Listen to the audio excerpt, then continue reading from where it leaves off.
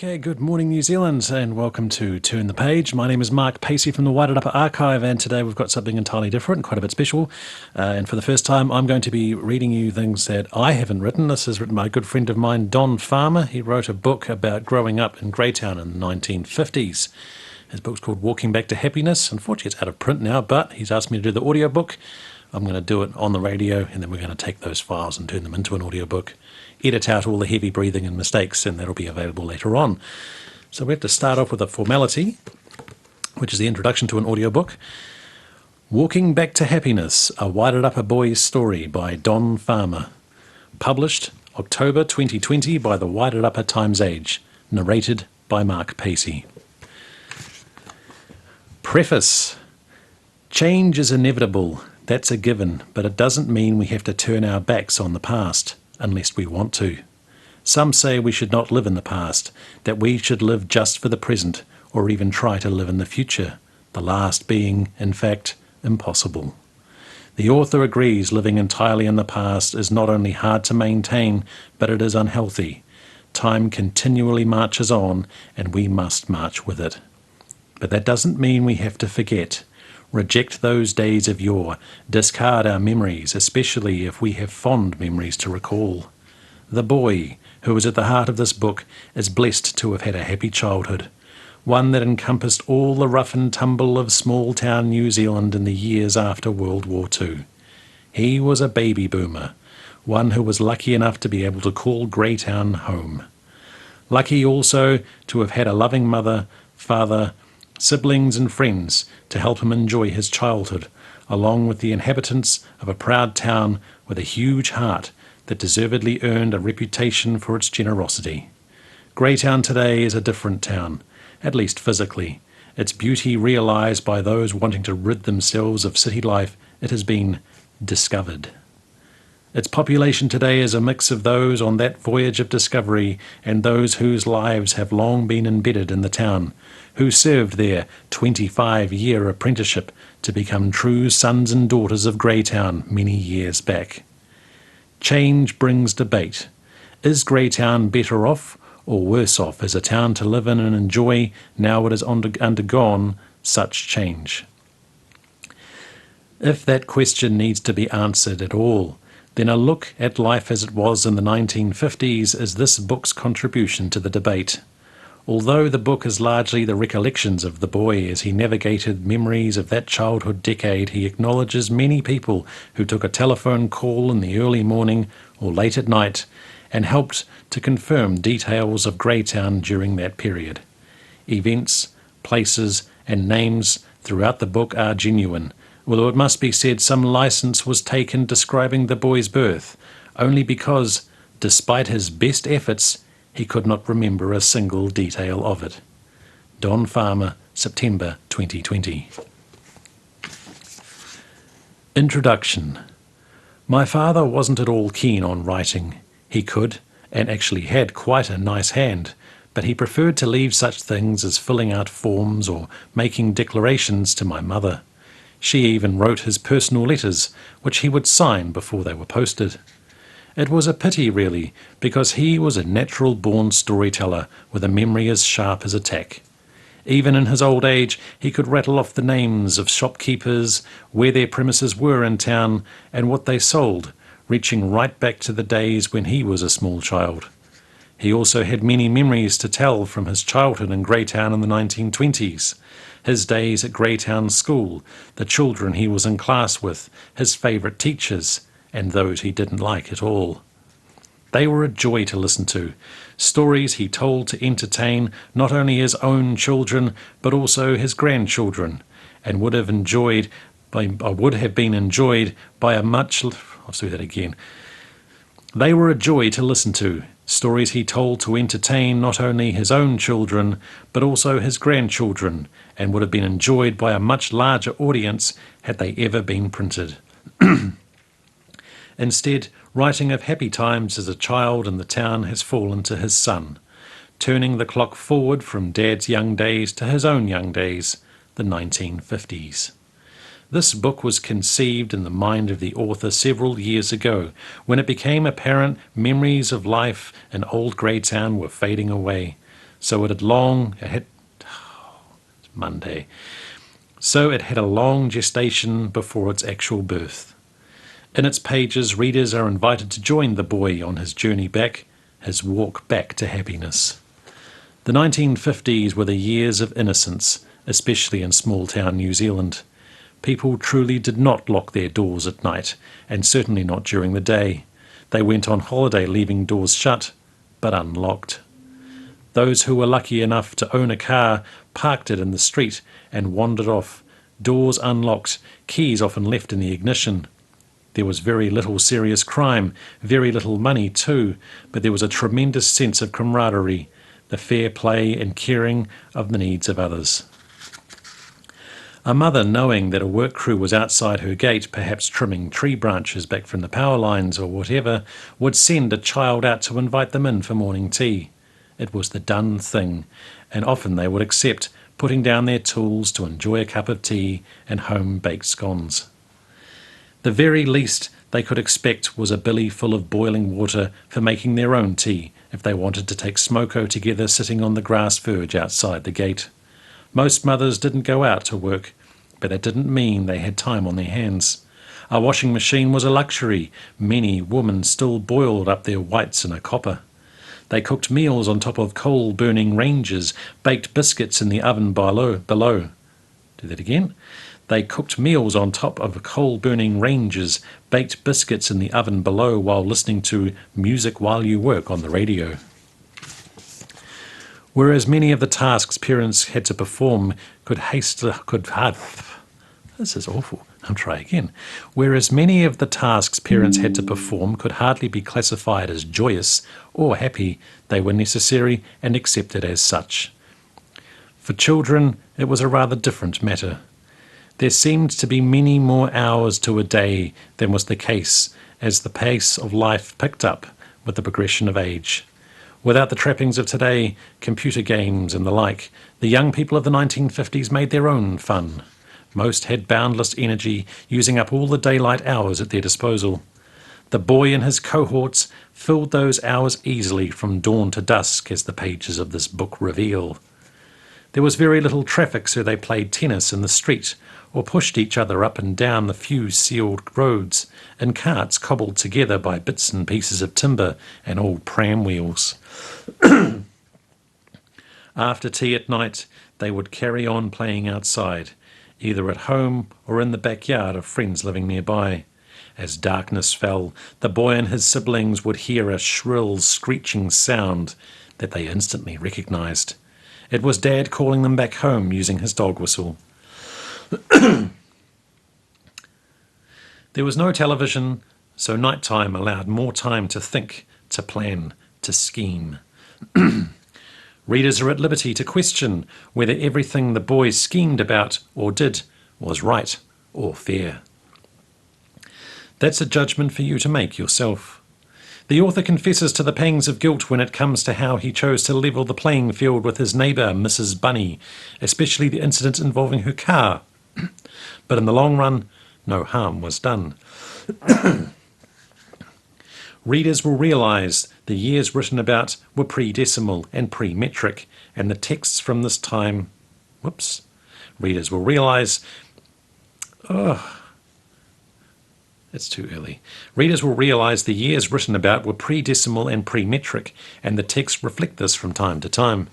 They also should bear in mind political correctness was a totally unknown phrase, and some of what was said 60 years ago, with a couple of isolated examples found in this narrative, would rightfully be rejected today. The children of the 1950s not only had to make their own fun, but... Jeez. Getting a bit of dry throat, sorry. The children of the 1950s not only had to make their own fun, but also their own money in 90% of the cases. Readers old enough to remember those times will be able to relate to the measures the boy and his younger brother Evan took to remain solvent. Those efforts often involved having a pleasing spin-off. On the picking plots of the once horticultural hub of Wairarapa, a work ethic involved and lifelong friendships were made. Even after the long passage of time that has elapsed, the author still gets approached from time to time by those he laboured with in the picking plots to share a happy memory and a laugh. Mischief played a big part in life. Nothing too serious, mind. The readers will become aware that life at the old schoolyard were a mixed bag of resentment, resignation, and reward. Those were the days when teachers had the legal right to strap primary school children and cane secondary school boys. Punishments some still maintain didn't do me any harm. Whether they did any good can also be argued. The reader will follow through the boy's journey to the end of the decade and also read about the lives of some of the town's characters who went before him and others who shared the town with him. Like old Sid, who lived on buttered bread and cold mutton and could sleep all night at the beach in the sand, who rarely washed, at least in hot water, but nevertheless lived to 80 without a day's sickness. Jack, who loved dogs and built the East Street freezing... Jack, who loved dogs and built the East Street freezing chamber, a grandmother who set the pace tramping the Tararua Range in company with young university students, and the businesswoman who ran a little enterprise on the side. Finally, the walk back to happiness takes stock of what Greytown has become from its humble beginnings. It is a town so far removed from the dusty old place the boy grew up in as to be virtually unrecognisable, but not everything has changed. As the saying goes, kids will be kids. So, from that the author assumes the young people of today's Greytown have found ways to enjoy their own lives. Whether they do so as much as the boy did in his heyday, who knows? Readers may ponder that as this narrative concludes. Right, that's those two. I'm now going to play a piece of music to give my voice a bit of a break. It's already starting to crack and I've only done the introduction. I may have to start bringing a bottle of water with me.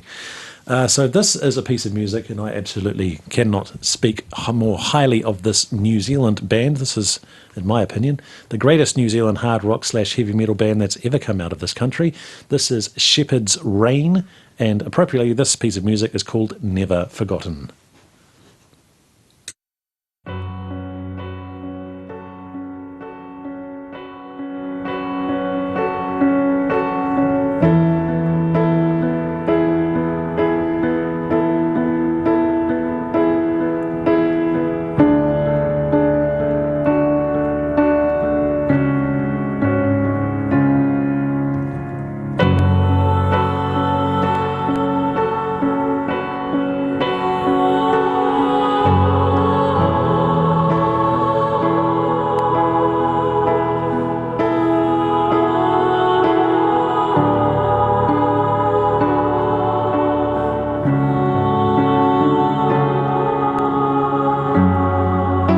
Mawhai o na ngalo e la o pele le tama futanga ua motusia e tinga tele ua e alu ai tua unei ua e sola i ti ai matou nei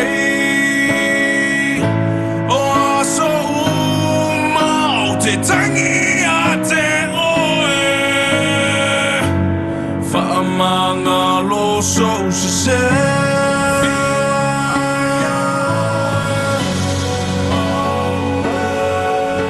You always walk beside me in my dreams. It burdens me to wake up from my sleep.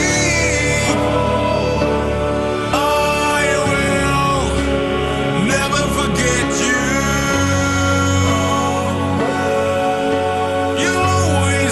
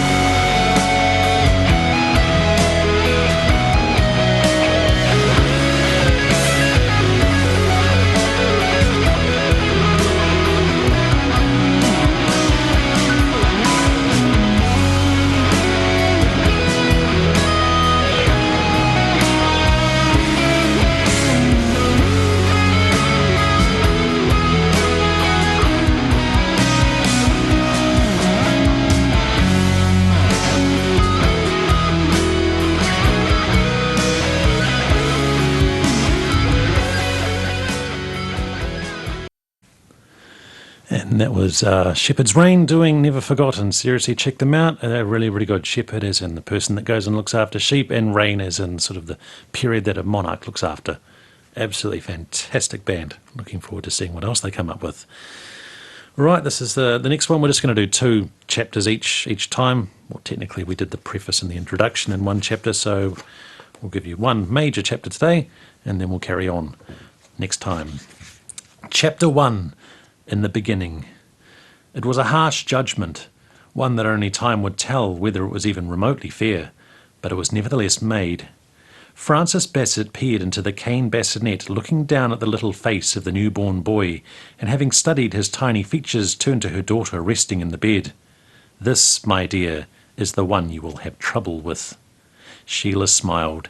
She knew better than to challenge her mother, who was not being malicious, but liked to have a say, to make a judgment. Best to let time be the judge of what she had said.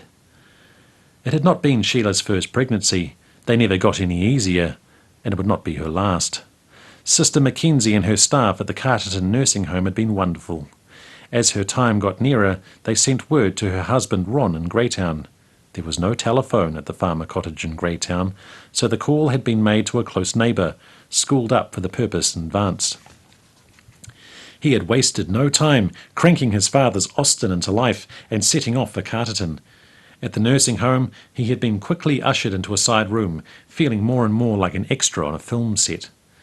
There he had padded back and forth, sitting down to twiddle his thumbs before getting up again to look idly out the window, and then back to paddling again.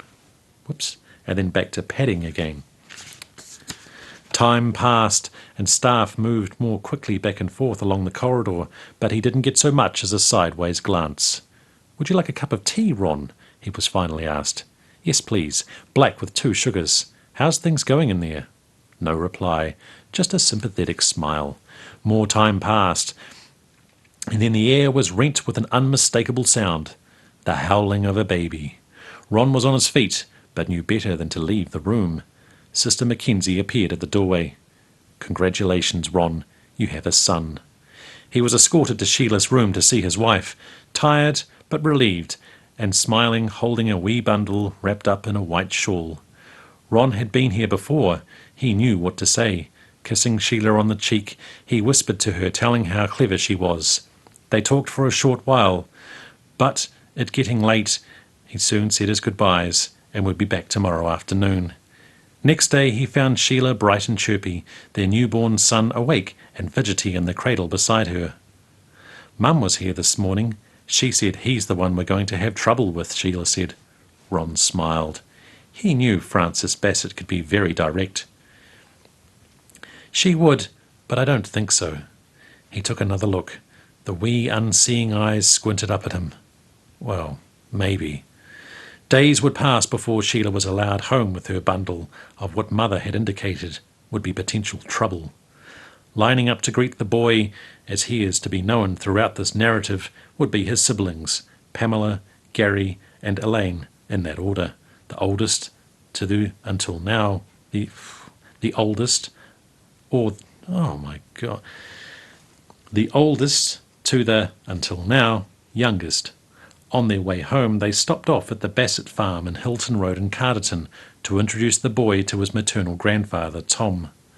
The farm had been a struggle, with Frances and Tom Bassett barely scratching a living from milking 20 or so Jersey cows, cropping a paddock of wheat and peas, and breeding bulls on the small scale. Things had looked up well and truly by now, though, due to the foresight shown by Frances, who had decided to throw caution to the wind and start a poultry farm. She had been experimenting with a few house hens raising a few chicks, but decided to bite the bullet and have a proper go at it. With £25 tucked in her purse, she called over a poultry farmer and bought 28 pullets and 20 one-year-old hens. Tom built her a new fowl house, and before long she had built up a flock of white leghorns laying hundreds of eggs a day. It was the hens that kept the family farm afloat. Whoops, no it wasn't. It was the hens that kept the farm afloat. A shrewd businesswoman, Frances, or Francie as many of her friends called her, sold most of them legally to the egg floor. The rest she sold on the black market. Fresh, free-range eggs were hard to find, especially in the years immediately after World War II, and Frances was soon supplying a network of black market customers in Wellington and the Hutt Valley. The eggs were picked up by one buyer and taken back for distribution. Cash from the tax-free sales went straight into the Bassett family coffers. Soon after leaving Carterton and arriving in Greytown, the boy was bundled up in his mother's arms and carried into the home of his grandparents on his dad's side, Olive and Tom Farmer, who lived in the big house known as Hazelwood on Jellicoe Street. Grandma Farmer was the total opposite of Granny Bassett. Whereas feisty Granny was sturdily built with shapely legs, the envy of women half her age, Grandma cut a tiny figure, a mere wisp of a woman, who had beaten breast cancer when only in her 20s. Her tiny hands and feet were matched by her small eyes, inclined to squint because of her poor eyesight. She blinked a lot. Olive's very olive skin gave rise to rumours, quite false, that she had Chinese blood. She would never weigh more than 6 stone wringing wet, whereas Granny Bassett was very clever with unquenchable thirst for knowledge. Olive Farmer was a quiet gentlewoman who was ridiculously superstitious. She would never walk under a ladder, perfectly sensible if you didn't want a pot of paint falling on your head, would return home rather than cross the path of a black cat, threw spilled salt over her left shoulder, and believed a fantail flitting inside your house brought news of an imminent death. Breaking a mirror was the ultimate horror, a forerunner to 7 years of bad luck. Granny Bassett's idea of a great night was to prop herself up in bed with a small plate of buttered bread and a thermos of tea on a bedside cabinet. There she would read Shakespeare or the history of Scotland into the wee hours. By contrast, Grandma Farmer's idea of a night well spent Grandma Farmer's idea of a night well spent was to sit on the settee in the kitchen, knitting or attempting conversation with Tom, whose mind was firmly set on one of two topics that obsessed him: politics or his raspberry plot. Having been picked up, put down, stared at and fussed over for far longer than need be at both stops, the boy was finally free to go home, catch up on some sleep, and await the day he could actually see what was going on around him. Greytown in 1947 was a thriving little pioneer town, the first inland town to be settled in New Zealand. It was mostly made up of salt-of-the-earth working-class families, intermingled with a sprinkling of those more well-heeled and a small cluster of toffee-noses. The town was fringed by farms, some handed down father to son for generations, others rehab farms or small lot returning just enough to earn their owners a modest living. Its collection of wooden-fronted shops with veranda poles dotting the footpath sold the necessities of life, but it was a no-frills town. Away from the main street, empty paddocks grew blackberry, wild parsnip, and waist-high cocksfoot. Grass verges weren't mown, more than half the roads were gravel, and the town's infrastructure was creaking and leaking. Butcher Mick Horton had been mayor since 1935. A small man with a high-pitched voice and a slightly crooked grin, Mick had arrived in New Zealand from the old country, seeking at first to become a jockey. He worked as a freezing worker in Taranaki, saving every penny he could with the aim of buying his own business, and found just what he wanted when he paid a visit to Greytown. Mick started Horton's Butchery and won the undying gratitude of many Greytown families during the years of poverty brought on by the Great Depression. He ran a book of credit, allowing cash-strapped families to charge up meat, asking only that they pay a silver coin whenever they could. The trickle of money was just enough for Mick to meet his overheads, but the canny little butcher knew better days must follow. When the tide turned and the economy got cracking again, grateful families made sure debts to Mick were the first paid. The money came rolling in, with Mick not being let down by anyone, and what's more, he had cemented in place a loyal band of customers. Seeking the mayoralty, Mick campaigned on a promise to keep rates low, a clever strategy that appealed to voters and which won him the job, but one that had a long-term downside. To keep the lid on rates, as Mick had promised, work slowly dried up on keeping the town's infrastructure in good order. There was not enough money coming in to push ahead with sealing the roads and making footpaths. Water mains and sewer lines crumpled, snapped and cracked. Geysers of fresh water heading skyward from broken mains was a common sight, with workmen stemming the tide with yet another cheap patch on tired pipes. On the few sealed roads, children played tennis at dusk, undisturbed by the trickle of traffic. The swimming baths in East Street were packed in with summer. The swimming baths in East Street were packed in summer with swimmers turning a blind eye to the fact. It's doubled up here. I'm sorry, we're going to have to do that one more time. The swimming baths in East Street were packed in summer with swimmers turning a blind eye to the fact that the water was unfiltered with a green hue. No one died. It was a happy shanty town with a huge community spirit. Into this cosy little town the boy was introduced. Home for his first year was a little rented cottage nestled alongside St. Luke's Anglican Church. It was one of two cottages there, the other being home to Violet Harris, a woman alone who had befriended the boy's mum. That first year was of course a complete mystery to the boy, who later had to rely on the recollections of his older brother and two sisters to get any idea of what life was like for them. He was brought up to date on the antics of those country bumpkins who seemed to spend most of their time charging around cottages, tumbling about in the long grass and creating mischief of one kind or another. Not far from the cottages was a block of land a Chinese family used to have for market garden, and in those days when political correctness was totally unheard of, the children took great delight in poking the borax at the Chinese as they moved back and forth from their garden. They had enough nous not to cheek the men, but when the older woman went by, they got the full blast. Ching chong, Chinaman, cabbagee, all gone bad, was a catch cry.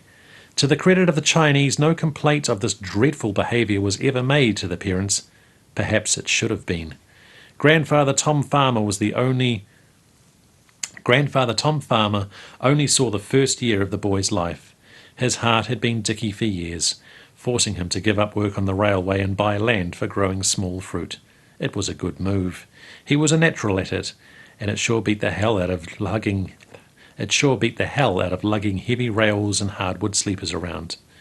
In 1948 he died, in bed at his home in Jellicoe Street, opening a can of worms that wriggled for decades to come. It had been rumoured in the family that Tom had been stashing cash away in a hiding place for years rather than trusting banks. His death started a hunt of the house. Nothing was found. Loose floorboards were prized up, redundant fireplaces searched, wall linings checked. Searchers even clambered under the house with torches to see if the giant totara piles would offer up a cache of cash. Two who made no effort to trace Tom's hidden treasure were his widow Olive and her son Ron, the boy's dad. They knew what had become of the large roll of £10 notes. It was not long after Tom had taken his last breath and the grieving family had been ushered out of the bedroom that Olive took Ron's elbow. Very quietly she asked him to go to the back of the room where his father's body lay, open the big wooden wardrobe and delve into the breast pockets of an old brown suit jacket hanging there. Doing so, Ron found a wad of money that would choke a bull, pushed it into his pockets of the old coat and the brown paper envelopes. He surreptitiously handed over more than £1,000 to his mother, an absolute fortune in those days. Olive knew better than to announce the existence of the money to anyone and swore Ron to secrecy. Her nest egg was invested, allowing Olive to live comfortably for the remainder of her life, and Ron never did let the cat out of the bag until long after his mother had also died. With Tom dead, Hazelwood was to be sold. Ron and Sheila took out a mortgage and bought it, along with 4 acres of land. Widow Olive moved a street away, to what was then called Horton Avenue, although strictly speaking it was not tree-lined and it was not an avenue, to live out her days in a dainty little cottage with a side section. Tom had been more than married to Olive. He was also married to his berry farm. He hated not being able to get out on the land, and on cold, wet days he would fret, pacing up and down inside the house, driving his family half nuts. That dedication did not extend to home maintenance, though. Tom had a wonderful vegetable garden, but couldn't give a fig about the niceties as lawns and flower gardens. Ron and Sheila took over Hazelwood just when it was looking its worst. Tom's failing health had meant practically nothing had been done around the home for months, if not years. Knee-high cocksfoot had taken over the front and back lawns. The side section was a jumble of weeds. Hundreds of elm saplings had sprouted up amongst the few scraggly home orchard trees that had gone unpruned and unloved. The 2-story home needed an urgent makeover. Several weatherboards had rotted through, the holes being patched with tin. A broken window pane had been boarded up with 3-ply, and the paint over the entire exterior of the house was cracked, dry, and flaking off. It was perfect for the kids, who could hide in the long grass, cavort through the jungle of elms, shimmy up the huge oak tree out the front, or the old spreading chestnut tree behind the house. There was the remains of an old wooden horse-drawn dray in the backyard, and a stack of discarded tobacco tins under a lemonwood tree. Grandfather Bassett had come to the party using his carpentry skills to make swing sets and other pieces of play equipment. The kids cracked and ate handfuls of hazelnuts that lay like a carpet on the grounds, dodging the codling moth fested on Cox's orange apples. There would be years of work ahead for Ron and Sheila to get the place shipshape, long enough for the boy to join his sisters Pamela and Elaine and brother Gary, younger brother Evan was still just a twinkle in his father's eye and having a heap of country fun. Time for him to slowly discover what day-to-day life was like in his hometown for the people he shared it with. Oh, and we're done. So that's the first couple of bits for today. We're going to do 2 chapters each episode that I do. I'm not sure if I'm doing a show on Monday. Isn't that a holiday? When's Labour Day? If Labour Day's on Monday, I won't be doing a show. If Labour Day's on another day, I will be doing a show on Monday. So I will catch up with you in a week, or as it may be, 2 weeks. My memory's awful with holidays. I'm sure someone will tell me not to come into work. So yeah, have a fantastic week or 2 weeks. We will catch up with you next time. We will read 2 more chapters, and we'll gradually work our way through the whole book. It'll take about 10 sessions to do the whole thing. But yeah, like I said, fantastic book, fantastic author. We will catch up with you then. Have a great however many time off it is until I see you again. Catch you later.